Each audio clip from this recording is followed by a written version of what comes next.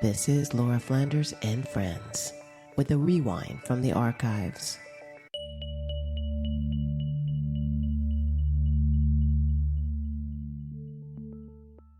What is Christian nationalism and how does it threaten democracy? Earlier this year, I had a chance to talk with the producer and director of a film that digs deeply into that very question and sounds an urgent alarm.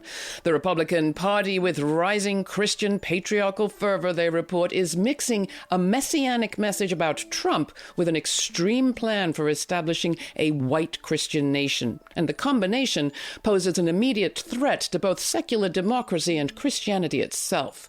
In God and Country, a documentary based on Katherine Stewart's book, The Power Worshippers, director Dan Partland and producer Rob Reiner talk with scholars and activists as well as Christian leaders, like Reverend William Barber of the Poor People's Campaign.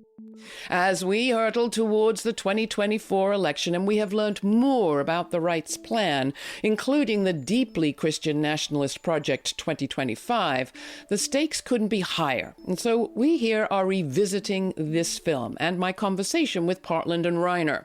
Reiner first came to fame as an Emmy award-winning actor in the groundbreaking television series All in the Family, and went on to become a renowned director of some of the most popular films in American film history, including When Harry Met Sally, This Is Spinal Tap, and The Princess Bride. He's also a dedicated political activist and the director of Shock and Awe, a film which exposed the lies that led to the U.S. invasion of Iraq.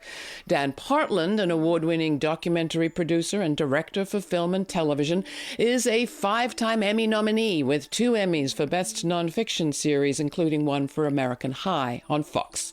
I started by asking Dan, what do we need to know about January 5th, the day before the insurrection at the Capitol in 2021? Well, the uprising, the insurrection at the U.S. Capitol on January 6th was basically a Christian nationalist uprising, which is not to say that everybody there was a Christian nationalist, but it was a unifying theme. And I think what people should know is that it wasn't coincidence that all of those people were at the Capitol that day. There were churches and a lot of Christian groups, conservative Christian groups, organizing concerted protests to bring people to the United States Capitol on January 5th for a thing they had done a bunch of times prior called the Jericho Marches. The idea of the Jericho Marches was to symbolize, in Christian terms, the taking down of the government. The story of Jericho is that the walls come crumbling down. So they had brought everybody to the Capitol, and it was well known, highly publicized within certain Christian circles that the event on the 6th was going to be an effort to undermine, to block the election, the certification of the election. Well, it all drove home to me just how much more seriously we need to take this phenomenon and how much more closely we in the media need to look. Your film, God and Country, directs our attention to this question of Christian nationalism. And to kick things off, let's give our viewers and listeners a chance to check out the trailer. America and Christianity are like baseball and apple pie, and we celebrate them together. I was 16, 17 years old when I became a Christian. I'm an evangelical minister. I've been a Christian my whole life. I'm a Christian nationalist. I have nothing to be ashamed of because that's what most Americans are. Is Christian nationalism Christian? No, it isn't. We should be blazing forth as a countercultural example, and instead, we're leading the charge of malice and division. Christian nationalism uses Christianity as a means to an end, that end being some form of authoritarianism. Being a Christian is about the values of inclusion. Christian nationalism is certainly not based on the values of the gospel. God wants America to be saved. They're told over and over and over again that you're in danger. You need to fight if you don't want to lose your country. We are in a civil war between good and evil. This is not a movement about Christian values. This is about Christian power. What happens to the people who don't believe this stuff? We are on the precipice. God is on our side. we're taking our nation back. The thing that keeps me up at night is that we lose democracy. Does that seem possible? Yes.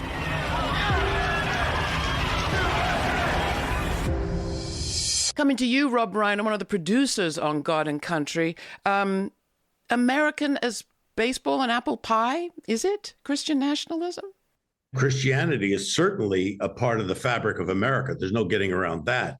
The problem that with Christian nationalism is they claim that America should be a Christian nation, that it was founded by the founding fathers to be a white Christian nation.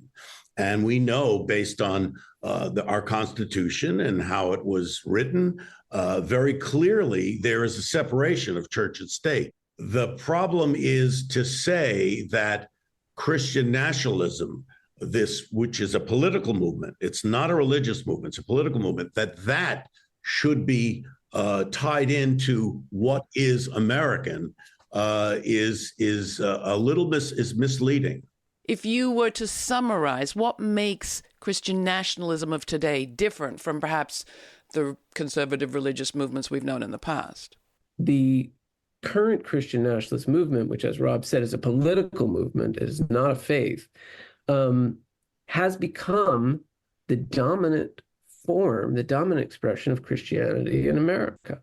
That's what's really scary. And you pointed out in your intro that it represents a danger not just to American democracy because of the ways in which they can use both democratic and anti-democratic means to try to implement this Christian agenda into law, but also the danger that it represents to the church itself because of the ways that it's co-opting the idea of what Christianity is about and undermining the central tenets of the faith. We have experts in the film, very conservative Christian, devout Christians, leaders, thinkers, pastors, who talk specifically about how this movement is completely antithetical to the teachings of Jesus. And that's really what is what you have to focus in on, because the idea that you could promote a political agenda in the name of God, and that would give you permission to resort to any means to get what you want, up to and including violence, which we saw on January 6th, is completely antithetical to the teachings of Jesus, which is love thy neighbor, do unto others, and so on. One of those theologians you talk about who appears in the film is Russell Moore. He's the editor-in-chief of Christianity Today, and he makes exactly that point. The Bible does depict a warrior Jesus, just with a very different kind of warfare. The warfare takes place spiritually through the means of the gospel, not through physical violence. In the New Testament, Jesus repudiated that when his own disciple, Peter, pulled out the sword to defend him from being arrested. And Jesus said, put away your sword. Those who live by the sword will perish by the sword. How big is this movement? Christian nationalism, the way we talk about it in the film as this political movement, it is not the majority. It is far from the majority. And what is scary is that because of the way our system works, a very virulent minority can control our politics. And that's what they've done. They've figured out a way to take this movement, which is very well funded, very well organized, and much more so than it was historically, which started back in the 50s. And they've funneled this organization into Donald Trump. And he is their spokesperson for this. And so you can gain a tremendous amount of power with maybe 20, 25, 30% of the populace. Donald Trump seems like a pretty unlikely Christian leader of any stripe. Rob? Yes. I mean, when you think about what he's done, I mean, the man was found guilty of rape, essentially, and sexual assault. And, he's cheated on into his businesses. He's stiffed people. I mean, the list goes on and on. How do they seek to wield power in what is supposedly a democracy, which is ruled by the majority? They're a minority. Dan, so how do they imagine they'll do it? Or how are they doing it? I think they are using both democratic and anti-democratic means. And the problem with some of the things on the democratic end of the spectrum is, in general, we in America, we embrace that. Make your case by persuasion. Move the public point of view in order to get laws enacted. But there are a couple of exceptions to that. And those are contained in the Bill of Rights. The Bill of Rights is inherently an anti-democratic check on majorities, so that even if you get the votes to insert elements of any particular faith into American law, that is not allowed. That is not allowed. Doesn't mean it doesn't happen. It still happens, but it's not. It's unconstitutional. The more concerning thing is the ways in which this movement has, as it's felt its power diminishing in the electorate, it's become increasingly anti-democratic. So that's everything from gerrymandering districts. Both sides obviously do that, but gerrymandering districts inherently anti-democratic. Voter suppression has become a main goal of this movement, and intimidation. And then obviously violence itself, both on January 6th and at other times, is, and I think we should expect to see more political violence in this coming 2024 cycle. If you value bold reporting on grounded solutions for a fairer future for all, please consider making a donation today at lauraflanders.org. And thank you for standing with us at Laura Flanders and Friends, and for helping to keep independent journalism like ours alive and kicking. There's violence and intimidation, and then there's fear and anger. And you have another very powerful participant in your documentary, God and Country, and that's Rob Schenck. People may remember that name, evangelical pastor, used to be a leader in the Right to Life movement. I remember him from the days of Operation Rescue. He is singing a slightly different song, but he tells the story of how the tactics worked. Evangelical enterprises raise billions of dollars. We're not talking about millions or even hundreds of millions anymore, but billions of dollars in mostly $10 to $25 contributions. Well, the way you get those contributions is by ginning up fear and anger. When I was an activist on the religious right, I would meet with fundraisers. I would hear from them, "You've got to give me plenty of fear and anger. I need to make your people as mad as hell and frightened to go to sleep at night, because when they're that afraid, they're going to send you a lot of money." So ginning up fear and anger to make money. It all sounds incredibly hypocritical and cynical. Is it, Rob? Well, yeah, obviously it is, but they know it works. Yeah. And that's the problem. I mean, you can gin up fear and anger, and it can be directed in any particular direction. And if you are feeling disenfranchised, you're feeling like you've been left behind, if you're feeling fear that the other are starting to take over the country, and that you might at some point become a minority yourself, and that you believe that this should be a white Christian nation, that could engender a lot of fear and anger. And so they can then use that fear and anger not only to raise money, but to move this political movement along. What you've just described is mirrored in a sense by maybe some of the rest of us not finding a way to explain to people why they feel things have been taken from them or are being taken from them that isn't about the other, that instead perhaps tells the story of corporate extraction, government capture, taking from the poor to the rich and solidifying that power of money in this country that leaves a lot of people feeling shut out. Dan, as you think about the work you hope this film will do, who's your target audience and who are you trying to reach? There's a lot of people, American Christians, who are starting to really be ill at ease with the overall direction of their of their political leanings, of their church, of this movement in general, and they've been swept up in it. So we're definitely interested in reaching those people because I think those people are reachable. We want religious groups, church groups, to take a look at it and share it with their flock and say, talk to each other. What do you think about Christianity? How do you feel about it? How do you feel its movement? Is it representing true Christianity? We want that discussion to hopefully proliferate. I think also we're seeing around the world the rise of autocracy and theocracy, and it's a clarion call to say this can happen here. So we want people beyond, the people who are questioning what direction their faith is being taken, but just generally the idea that America is the beacon of democracy for the rest of the world.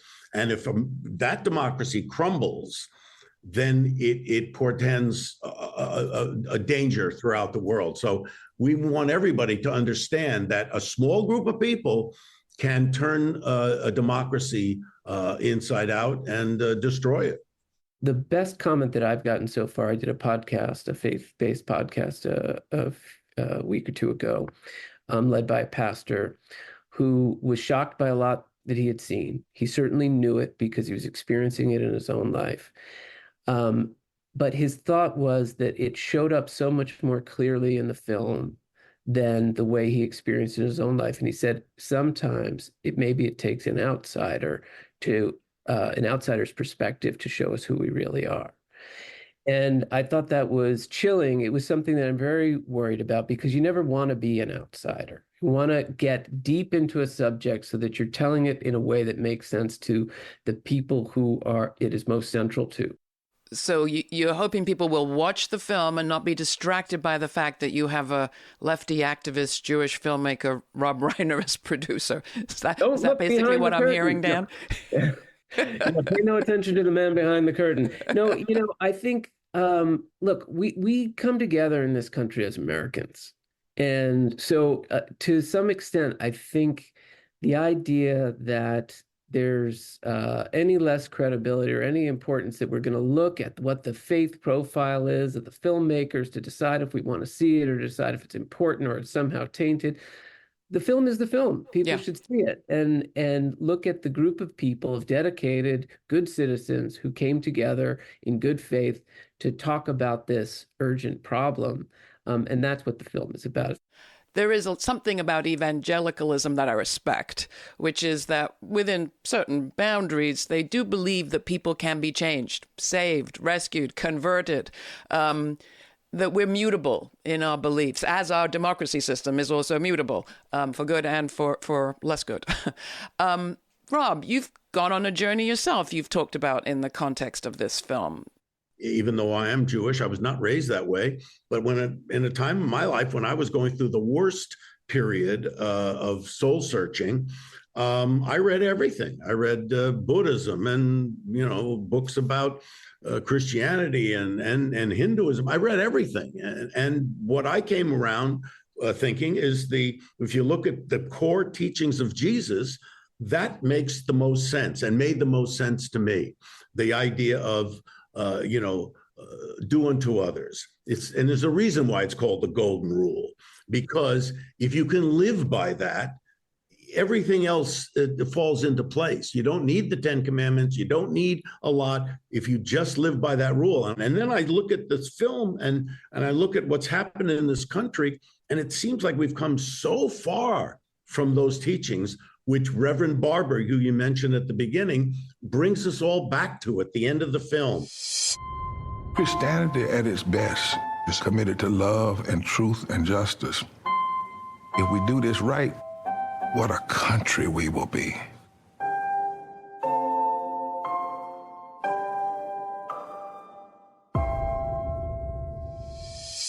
It's wrong to think of it as a light switch that's either on or off. You're a Christian nationalist, you're not. The way most of the scholarship views this is really as a spectrum. It's a continuum.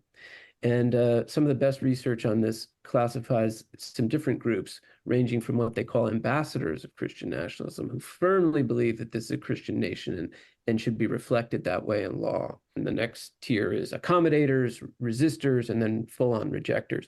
Well, in this top class of ambassadors, those are probably most of the people we're talking about when we say Christian nationalists. This may be as much as 20% of the population. Okay, that's a huge, huge number. 20% who have deeply held beliefs that the United States is and should be officially a Christian nation and are looking to write that into law. That's the population that we have to be worried about. But what makes it so difficult to address is that when you consider the next tier, people who you'd call accommodators of Christian nationalism or even resistors, now you're talking about really almost 2/3 to 3/4 of the country have at least some bit of Christian nationalist belief. And some of it is fine, of course. This is basically a Christian nation. There's a background of Christianity throughout the history of this republic. The sort of benign ways that it starts, which is just recognizing that there's a lot of Christian people here, quickly becomes a slippery slope with this casual language of, well, but the United States is basically a Christian nation. Well, what does that mean?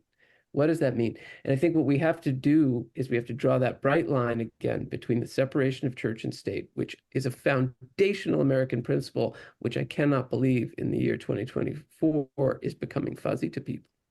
Well, one of the things I learned that I didn't know before, Robert, from the film was just how recent it is that the word God appears on our coins in the Pledge of Allegiance. Well, I was in school, actually, in 1954 when they added under God in the Pledge of Allegiance. It used to be one nation, indivisible. Then it became one nation under God, indivisible. And I remember when that happened because we gave that pledge every morning in school. So it really started happening around then. And we've seen it grow over time. But the question you ask, which is how do you undo it? And the way in which you undo it is not, you're never going to get that hardcore group of people that just believe it and you can't convince them.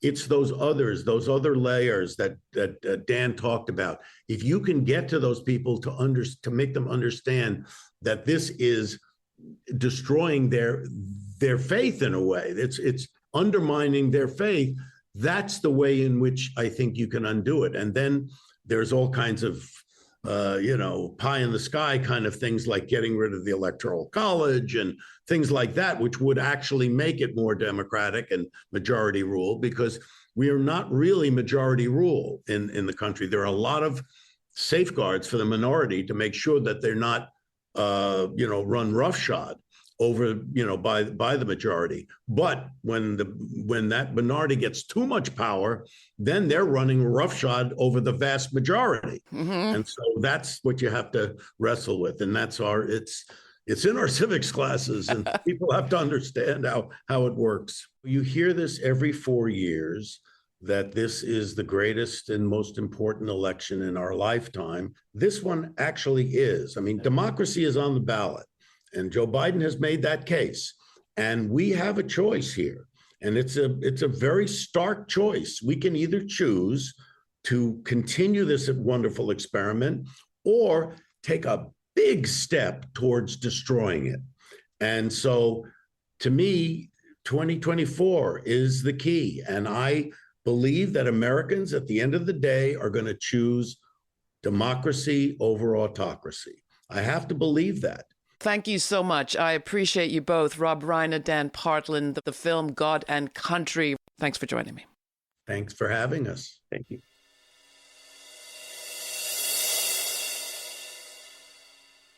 There's a story that Rob Reiner likes to tell about Ben Franklin, who was asked after the writing of the Constitution whether the country had emerged with a monarchy or a republic.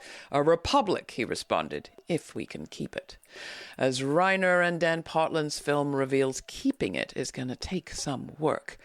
And while I'm no evangelical, there is something to be learned from the actions of the Christian right. Democracy, as they understand it, is no static thing. It can be changed or captured, and some at least are out to do just that. It all makes me think about the democracy that was written about by French philosopher Alexis de Tocqueville, who toured around the United States in the mid-1800s and found it to be a very democratically participatory place, with meetings happening all over and people actively engaged in the process. Fast forward 100 years, and by the end of the 1900s, it seems to me we kind of privatized the process like so much else, outsourced it to professional politicians, pundits, funders seeking to wield power and influence. Can we grab it back, make it active again, play our part? Well, if ever there was a time to answer that question, this year would be that time, say our guests. You can find my full uncut conversation with Rob Reiner and Dan Partland about their film God and Country through a subscription to our podcast. It's free and all the information's at our website. Thanks for joining us.